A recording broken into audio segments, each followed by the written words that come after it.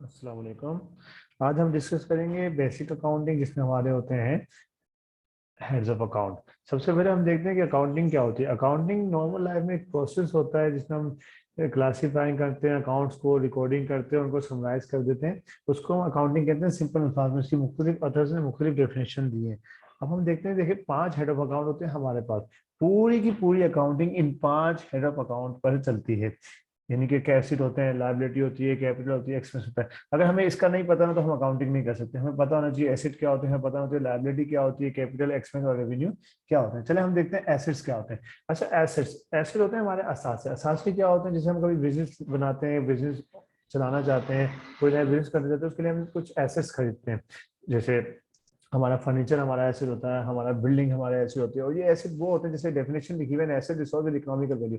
Acid वो होते हैं जिनकी इकोनॉमिकल वैल्यू है, कोई कीमत होती है, और जो बिजनेस को चलाने में इस्तेमाल होते हैं, मगर उनका फ्यूचर बेनिफिट होता है, उनसे फायदा होता है कंपनी को। जैसे हमने फर्नीचर लिया, हमने बिल्डिंग ली है, और हमारी जो मशीनरी है जिससे हम प्रोडक्शन करते हैं, वो भी हमारे एसिड होते हैं। तो उससे बिजनेस को फायदा होता है। अच्छा, एसिड दो किस्म के होते हैं, current acid and fix acid. सबसे पहले बात करते हैं करंट एसिड। करंट एसिड वो होते हैं जो short term economical, short term period के लिए होते हैं, और शॉर्ट टर्म वैल्यू होती है। और एक साल के अंदर या जल्द से जल्द उनको हम अगर कैश में कन्वर्ट करना चाहें तो कुछ जल्द से जल्द कैश में कन्वर्ट कर सकते हैं। और इसमें क्या होते हैं हमारे पास, ये याद रखें, ये कुछ मखसूस इसके अलावा भी हो सकते हैं। कैश है, अकाउंट रिसीवर, किसी से हमने पैसे लेने, वो भी हमारा एसेट। इन्वेंट्री जो हमारे पास पड़ी है, वो भी हमारा एसेट। प्रीपेड, प्रीपेड ये होते हैं कि कोई, जैसे हमने बिल है, हमारा 3 महीने का एडवांस में पे कर दिया। जब हम अभी मई में बैठे हैं, हमने मई जून जुलाई का एडवांस में पे कर दिया, तो जून जुलाई का जो हमने एडवांस में पे किया वो हमारा प्रीपेड होता है, वो हमारा एसेट होता है, वो क्योंकि हमारा पेमेंट जा चुकी होती है उसके बाद। मार्केटेबल सिक्योरिटी और कोई भी रिसीवेबल, किसी भी टाइप का रिसीवर हमारा करंट एसेट होता है। दूसरा आता है फिक्स एसेट। अच्छा, फिक्स एसेट हमारे वो होते हैं, जैसे मैंने पहले बताया, इनकी कोई लाइफ होती है और ये आसानी से कैश में कन्वर्ट नहीं होते। और fix asset are long term resource. आम अल्फाज में कहते हैं कि लॉन्ग टर्म रिसोर्स है, लॉन्ग टर्म चलने वाले होते हैं। अच्छा, फिक्स एसेट जितने भी होते हैं हमारे पास, इनमें डेप्रिसिएशन लगता है, उनकी वैल्यू डेप्रिशिएट होती है। ये हम आगे कभी डिस्कस करेंगे। डेप्रिसिएशन का टॉपिक हमने अपलोड भी किया हुआ है। इसमें नॉर्मली हमारे पास land, plant, equipment, furniture and machinery होता है। और देखिए, इनका देख के भी लग सकता है कि लॉन्ग टर्म रिसोर्स है। Land, plant, equipment, furniture, machinery, ये सब लॉन्ग टर्म रिसोर्स होते हैं।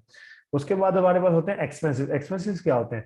दूसरा आइटम एक्सपेंस। एक्सपेंस होते हैं हमारे अखराजात, आम अल्फाज में। अच्छा, ये अखराजात वो होते हैं जो बिजनेस को चलाने के लिए इस्तेमाल होते हैं। जैसे हमने बिजनेस के लिए बंदे हायर किए, तो हमें उनको सैलरीज देनी है ना, तो ये हमारे अखराजात हो गए। बिल्डिंग का रेंट है, रेंट देने हमारे खर्च। तो जैसे अब इसमें लिखा है, an expense is the cost of operation that a company incurs to generate revenue.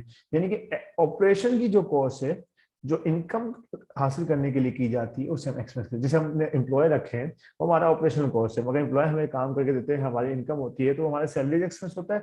इसी तरह से हमारा रेंट एक्सपेंस होता है। बिल्डिंग हमने ली है, बिल्डिंग में बैठ के हम ऑफिस का काम करते हैं, जाहिर सी बात है वो बिल्डिंग हमें फायदा दे रही है टू जनरेट रेवेन्यू, तो हमारे एक्सपेंस होते हैं। इसमें हम देख लेते हैं salary expense, interest expense, rent expense, commission expense, depreciation expense, और इससे बहुत सारे एक्सपेंसेस होते हैं। अब आते हैं हम लाइबिलिटीज की तरफ। लाइबिलिटीज क्या होती है? हमारी ऑब्लिगेशन, हमारी जिम्मेदारी, जो हमने अदायगियां करनी होती है, जो हमने किसी से उधार लिया होता है, किसी से उधार में माल लिया होता है। आम अल्फाज में क्या होता है, हमने किसी से उधार लिया तो हमारी लाइबिलिटीज है। ऐसे बिजनेस में भी कुछ उधार होते हैं। जैसे हमने किसी से मटेरियल खरीदा, हमने उसको पैसे देने, मतलब 10 दिन बाद तुम्हें पैसे दे देंगे, तो हमारा अकाउंट पेबल हो गया, वो हमारी लाइबिलिटी हो गई। अच्छा, लाइबिलिटी भी दो किस्म की होती है, करंट लाइबिलिटी और नॉन करंट लाइबिलिटी। एसेट की तरह जो भी वन ईयर के अंदर पे करनी हो, तो वो करंट लाइबिलिटी होती है, जिसकी लाइफ ज्यादा हो। लोन्स वगैरह जो होते हैं, जो बैंक से लोन लेते हैं, वो हमारी करंट लायबिलिटी नहीं बल्कि नॉन करंट लायबिलिटी होती है। फिक्स लायबिलिटी नहीं कहते इसको। अच्छा, करंट लायबिलिटीज क्या होती है? जो हम account payable, accrued expense, bank overdraft, expense payable, ये हमारी करंट लायबिलिटीज होती है। इस तरह नॉन करंट लायबिलिटी हमारी होती है bank loans, long term loans, mortgage, bond and debenture payable. तो ये नॉर्मली लॉन्ग टर्म लायबिलिटीज होती हैं। और लायबिलिटीज हमने जैसे कि डिस्कस किया है, लायबिलिटीज हमारी वो होती है जो हमने ऑब्लिगेशन होती है, हमारी जिम्मेदारियां होती हैं, हमारी अदायगियां होती हैं, हमने किसी से उधार लिया होता है, किसी के पैसे देने होते हैं, तो ये हमारी लायबिलिटीज होती हैं। उसके बाद हमारा आ जाता है कैपिटल। अच्छा, कैपिटल होता है owner invested in money business. अच्छा, कैपिटल हमारा सिंपल क्या होता है कि जो भी कंपनी का मालिक है, जो बिजनेस में इन्वेस्ट करता है, डायरेक्टर जो बिजनेस में इन्वेस्ट करता है, उसको हम कैपिटल कहते हैं। जैसे ओनर इन्वेस्ट 30,000 में बिजनेस, जब बिजनेस स्टार्ट किया तो कैपिटल इन्वेस्ट हुआ, तो उसे हम कैपिटल कहते हैं। अच्छा, इसमें एक रह गया है जो मैं बता दूं, रेवेन्यू। रेवेन्यू हमारी होती है इनकम। हमारे बिजनेस से जितनी भी इनकम जनरेट होती है वो हमारा रेवेन्यू होता है। हमारी सेल्स रेवेन्यू होता है, हमारी जो भी सेल्स हमारा रेवेन्यू होता है। प्रॉफिट अलग होता है, सेल्स माइनस एक्सपेंस हम प्रॉफिट को कहते हैं। ठीक है। अच्छा, उसके बाद हम आ जाते हैं अकाउंटिंग प्रोसेस। अभी हम बेसिक डिस्कस कर रहे हैं, उसके बाद अभी 8 है हमारी मुख्तलिफ वीडियोस में ये अलग अलग चीजें आएंगी। जनरल जनरल की हम बना चुके हैं। अकाउंटिंग प्रोसेस क्या होता है? अकाउंटिंग प्रोसेस जनरल जनरल से स्टार्ट होता है, उसके बाद लेजर्स बनते हैं, उसके बाद ट्रायल बेल्स बनते हैं, फिर एडजस्टिंग एंट्रीज फिर एडजस्टेड ट्रायल बैलेंस, फिर income statement, balance sheet and closing entries. तो ये हमारा अकाउंटिंग प्रोसेस होता है। कैश फ्लोज वगैरह भी बनते हैं, मगर ये 8 चीजें होती हैं। अभी ये हम इंशाल्लाह आगे आगे सीखेंगे। जर्नल क्या होता है, जिससे जर्नल लेजर बनता है। Journal is the book where we record business transaction. यानी जर्नल एक ऐसी बुक होती है जहाँ पे एंट्रीज होती है बिजनेस ट्रांजेक्शन की। जर्नल एंट्रीज क्या होती है, यानी कि जर्नल के अंदर जो एंट्रीज रिकॉर्ड होती है उसे हम जर्नल एंट्रीज कहते हैं। यानी कि कोई भी हमने एसेट खरीदा, उसकी एक एंट्री हुई, एसेट परचेज किया, कोई लायबिलिटी उसकी एंट्री हुई, तो वो जर्नल एंट्री कहलाती है।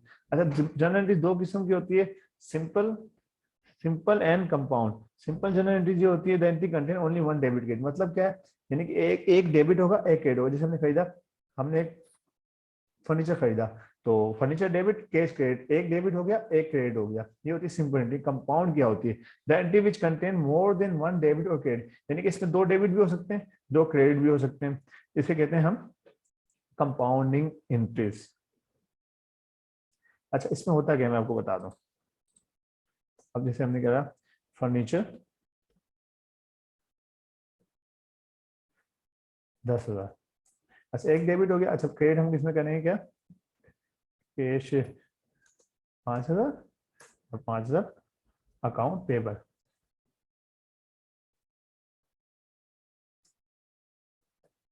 अच्छा, अब देखें, इसमें क्या है, एक डेबिट है और दो क्रेडिट है, तो ये कंपाउंड हो गई। अगर एक डेबिट एक क्रेडिट होता तो ये कंपाउंड नहीं होती, ये हमारी हो जाती simple journal entries. Thank you, subscribe कर दें। इंशाल्लाह आगे हम अकाउंटिंग प्रोसेस के हवाले से चलेंगे और आगे मुख्तलिफ टॉपिक करेंगे। कुछ पूछना हो तो आप कमेंट कर सकते हैं। थैंक यू, अल्लाह हाफिज़।